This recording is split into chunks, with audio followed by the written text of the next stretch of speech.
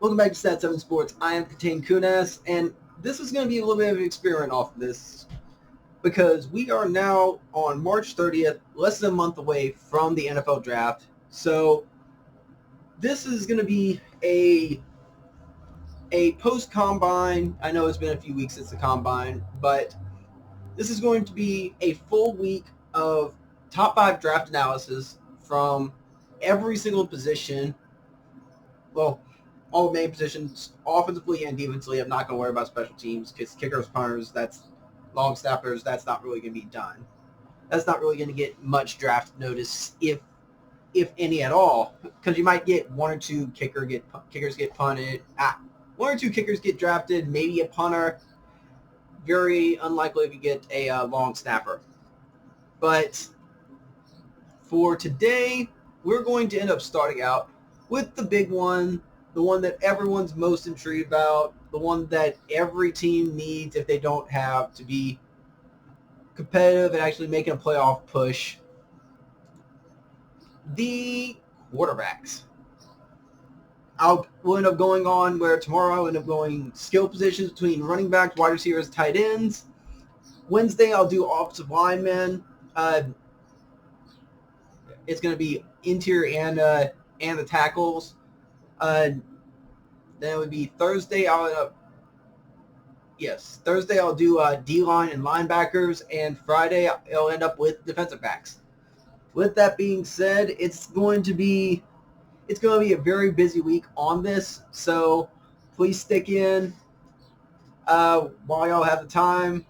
And this is one thing of sports that we have at this point. So, getting started with the quarterbacks, we have the expected number 1 overall pick going to the Bengals, more than likely, unless I'm not talking any trade information off of this.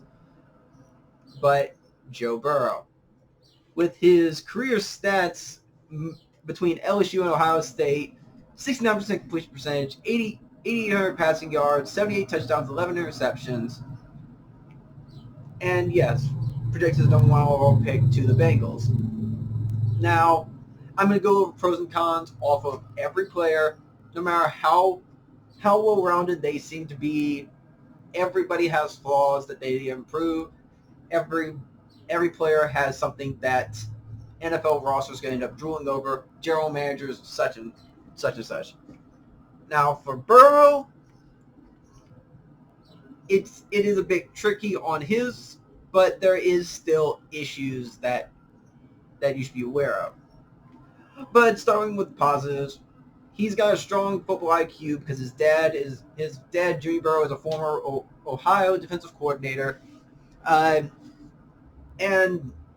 he's had 4 years in a college system, so actually 5 years because he's actually going to be 23 whenever he goes into the NFL. Now, one thing is definitely shown with his last senior year with LSU, having nearly a 77% completion percentage. So he's very strong accuracy. He's very strong leadership, being able to get the entire offense to be able to meet on Saturdays outside of actual training camp. And it's very impressive on that end, being able to get a bunch of college players just together on something that's not scheduled or really scripted by any coaches. Now, he's a very strong decision maker based off of nearly an 8-to-1 touchdown to interception ratio, and the pass completions, and the fact that a lot of his completions they're not just dig and dunk passes, they are ones that are deeper down the field. You had different times where he has total yards per attempt being over 10, which is absurd against subpar competition. He did that through the entire season, with the exception of really Clemson and Auburn, which those are the two best defenses that he went against, and he still threw for over near 300 yards against Auburn and over 300 yards against Clemson. Pocket awareness, being able to get outside the pocket whenever the offensive line breaks down, whenever they get pressure off of him, being able to not let any of that affect his throwing motion, and that he's still looking at the ball looking to get the ball downfield and being able to get outside the pocket to be able to scramble whenever he needs to, although he's not a bona fide running quarterback. But with all the positives, there are a few detractors. As I said, he's going to be a 23-year-old rookie, and he's not going to have the strongest arm strength of anyone in the draft. There's a few others down on this list that I'll go through within this top 5 that you'll see who I actually think has a better arm strength. And the one thing that is going to detract most people on him is going to be the fact that is he just a one-year wonder? Because you saw that for the Bears whenever they drafted Mitchell Trubisky, and he's kind of known throughout all the NFL. It's like, okay, he's a bust. That's why they traded for Nick Foles. And that's going to be a competition there. But, yeah, Burrow being from Ohio, this seems like a sure thing. Go to the Bengals unless they are offered an arm and a leg from some other team like the Dolphins, like the Chargers, so on and so forth. Then next you get probably the second quarterback to get off the board, and that's his full name, but I'm just going to go by Tua because I'm not going to try and do that whole pronunciation. Tua is probably about just as skilled as Burrow, if just having the past 2 years some injury bugs that you can't not look past. So career stats very similar: 69% passing, 7,400 yards, 87 touchdowns, 11 interceptions. Actually pretty much exact on the touchdown to interception ratio. Completion percentage is about the same. It just Burrow has thrown more passes through his time with Ohio State and his 2 years at LSU. And yeah, he's probably going to go to the Dolphins at this point. That's what I believe, because either he's going to start for the Dolphins, he's going to start as a first-round pick in his first season, or he's going to take a redshirt year if his injury is not fully healed. So they're with Ryan Fitzpatrick, so he's a journeyman, so he's kind of expected to be a bridge guy before someone like Tua would end up coming on board. Now, as I said, for positives and negatives for it, he's going to be able to get outside the pocket. He's very strong with the arm accuracy, being able to deal with pressure, getting poised in clutch situations, for the fact that he came in as a freshman in the national championship game against Georgia. In the second half, led them to his only national title. And he's got strong character, strong leadership, where everyone in Alabama's just coaching staff, all the players, they respect him. And so everyone hated whenever he got hurt both times on both hips. One last year against Mississippi State, the previous year against Tennessee. But yeah, the main issues on Tua is, yes, that the dual hips for Tua being injured, to where it's like, can he get back to his full strength as he was most of his career outside of the clear injuries. Then he's got about the same. He's probably got about the same arm strength as Burrow, but I have noticed through some draft analysis and from being able to watch some of it, he does have a slight hitch in his delivery, to where it's like he has a habit to end up just throwing it a bit high on his target, and he'll miss some open receivers in that case. It's not something that's really affected him too much in the past, but if there's added pressure on him, if an offensive line breaks down more, which he hasn't dealt with too much of that, it can end up being more of a consistent problem. But still a top quarterback pick as a second quarterback coming off the board. Then you have the projected top quarterback coming into the 2019 NFL draft, and that everyone was shocked by the fact that he ended up going back pro, and going back to Oregon as his senior season. And still, he's still very likely going to be a top 10 pick, but he's not going to be number one as projected instead of Kyler Murray. But still, very impressive stats. 64% completion percentage. The only one of these top 5 with over 10,000 yards passing. So he has a lot more experience than both the previous 2 quarterbacks and any other on these top 5 quarterbacks I'll end up showing. 95 touchdowns, 23 interceptions. And I think he's likely going to go to the Chargers at pick 6 because they only have Tyrod Taylor as their starter now. It kind of depends on what they're going to do with, like, if they end up kind of signing Cam Newton, that could end up changing things towards, like, they could potentially trade down, or they could get Newton and Herbert and just kind of see how Newton's injury will go and let Herbert watch a bit. But for Herbert, he does have a bit more on flaws, but not anything that would be considered red flags. He's a better athlete than both Burrow and Tua. He has strong mobility for someone his size, about 6'2", 220. He has one of the better arm strength in this draft between him and the 5th person.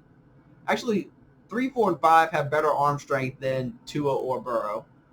So, but Herbert can be a little bit more of a gunslinger. And one thing that Herbert struggled with is whenever the interior pressure between the guards and the centers would end up pushing him forward, it would end up distracting him from his reads, making him kind of go outside the pocket or being able to just have to hurry and throw it away. And with that, once he gets distracted in interior off of that, there's a lot of times where he can be just zoned in on one read, and it'll take him a little bit extra time to be able to go through his progressions. So it's like you have your number one receiver, you have your check down if that doesn't go on, and so on and so forth. A tight end, wide receiver 2, all that. But yeah, because Oregon's interior offensive line has struggled at times, it has made him to be a bit more mobile, getting outside the pocket, running wherever he has to. He can run. He can run wherever he has to. A bit better mobility than Burrow, a lot better than Tua, but still Justin Herbert, 3rd best quarterback in this class, still solid. Then you have the highest riser from the beginning of last season all the way to here with Jordan Love. Let me rephrase that. The 2nd highest, because that was the biggest riser from 2019 to 2020 draft is Burrow. But the biggest one from a small school is Jordan Love at Utah State, with his stats being 64% completion percentage, 8,600 yards, 60 touchdowns, 29 interceptions. Just a little bit over a 2-to-1 interception to touchdown interception ratio. So not great, but I think he's still going to be enough of a prospect, and he's got a strong enough skill set to where it's like someone's going to end up picking up in the 1st round. And at this point, for teams that need quarterbacks and someone who actually probably could wait a year before they end up getting a little bit more development and making Love a starter maybe in year 2, would be the New England Patriots, for the fact that the Patriots are probably going to be starting either Jarrett Stidham from Auburn in his 2nd year, or they just signed Brian Hoyer to a 1-year, $2 million deal, as he was a backup for Brady for a few years back, and it's going to be a bridge situation, I'm guessing, regardless. So, really, overall for him, he is very quick on the run, getting the ball out on the fly, very strong mechanically, works through his progressions, going through wide receiver to wide receiver, and be able to go through his seam with the tight end, as you saw in different games with Utah State. So he's very strong, very, very high football IQ with his 3-year experience as a starter at Utah State. Yes, he went against a bit lower competition outside of like LSU this past year, and you can cherry pick a couple games over his first 2 seasons, but he has built up off of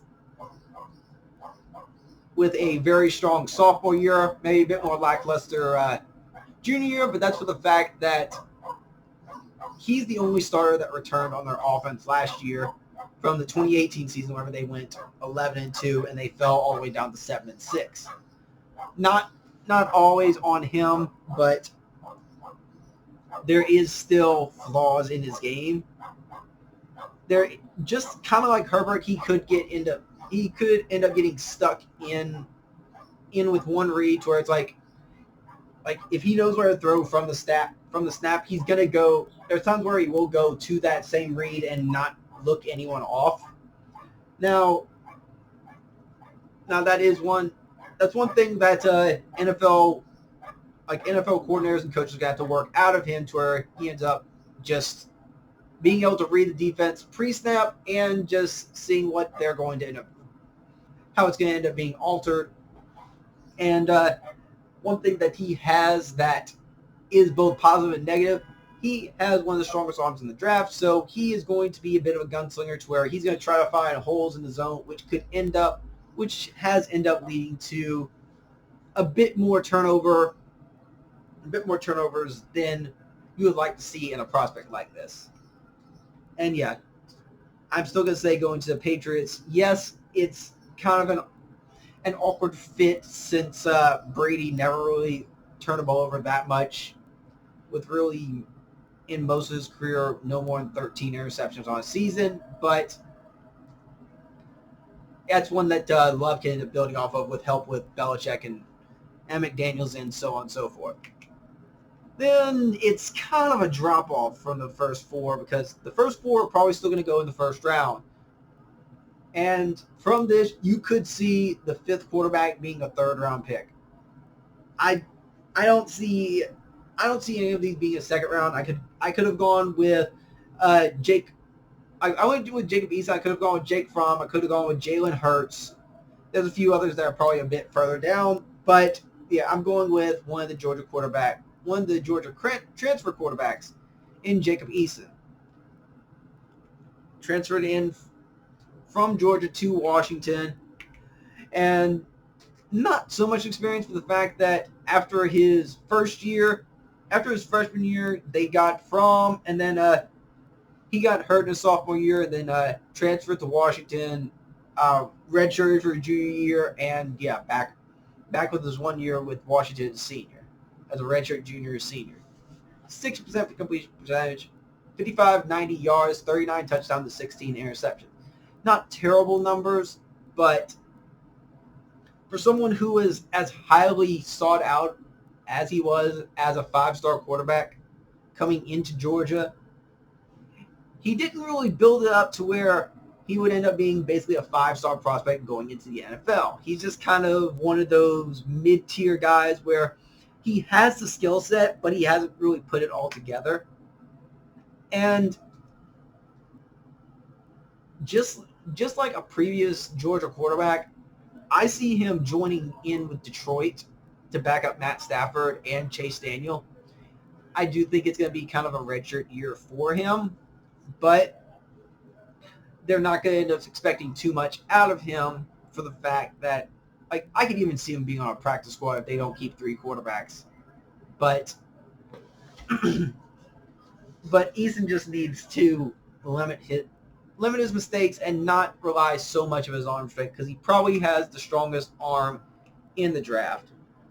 Like, he's very good on doing out routes, being able to anticipate those throws, being able to anticipate curl routes, any one of those kind of back shoulder routes. That's what he's best at. And he is such a big body quarterback. He doesn't have top of the line mobility, no, but he has gotten hit up from a poor offensive line at Washington, and almost you could say that about most teams in the Pac-12. But it is kind of what you get from someone who ends up holding the ball to try and find any holes where they can get with inside of man or zone.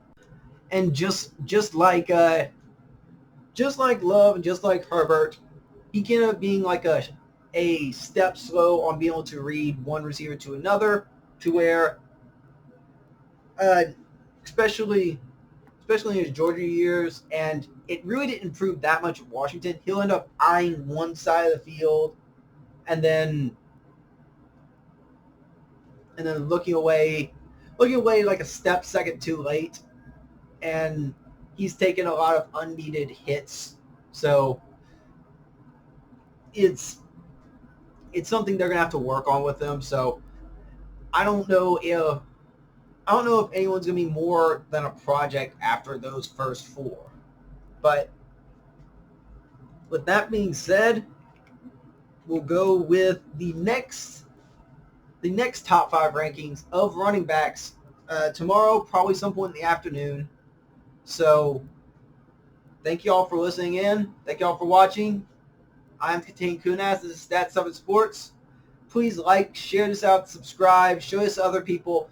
We're at a limited time with the amount of sports that are available for us. The NFL draft is really the only thing that's going on for the next month at this point. So I'll be giving y'all a bunch more NFL draft content as this week goes on, and I'll have probably a mock draft coming some point next week, and I'll have a little bit something special that's definitely going to be a bit more effort to it than some of these videos off bits.